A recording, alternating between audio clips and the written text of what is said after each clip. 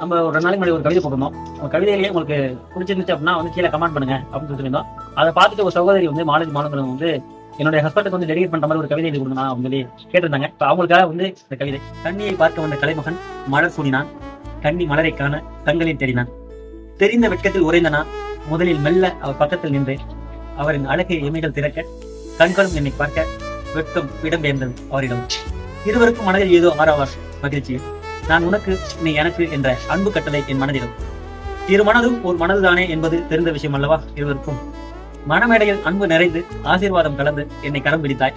வாழ்க்கையில் நாம் முன்னேறி செல்ல உன் விரல் பிடித்தேன் நான். இன்று வரை விடவில்லை, அது யாரும் தொடவில்லை. நீ என்னவன் அல்லவா. அன்பை மட்டும் கொடுக்கிறேன், கொடுத்து கொண்டே இருக்கிறேன். வாழ்க்கை பயணத்தில் மகிழ்ச்சியோடு பயணிப்போம், என்றும் நீங்கா நினைவுகளோடு. அன்பா. இந்த கவிதை உங்களுக்கு பிடிச்சிருந்துச்சு அப்படின்னா ஷேர் பண்ணுங்க. உங்களுக்கு ஏதாச்சும் ஒரு கவிதை வேணும்னா உங்களோட சகோதரி மாதிரியே கீழே கமெண்ட் பண்ணுங்க.